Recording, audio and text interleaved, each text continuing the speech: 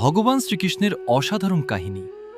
একদিন এক ধনী ব্যক্তি ভাবল, আমি অনেক দান করি, গরিবদের খাওয়াই, নিশ্চয়ই ভগবান আমার উপর খুব খুশি।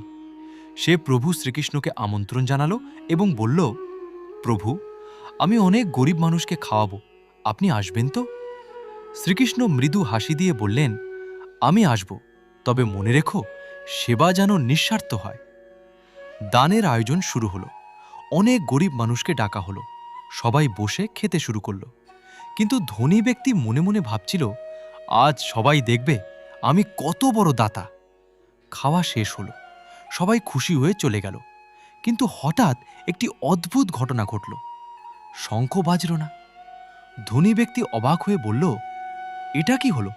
আমি এত কিছু করলাম, তবুও কেন শঙ্খ বাজল না?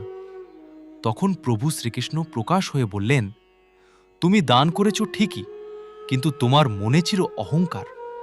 সত্যিকারের দান তখনই হয় যখন তা নিঃস্বার্থভাবে করা হয়।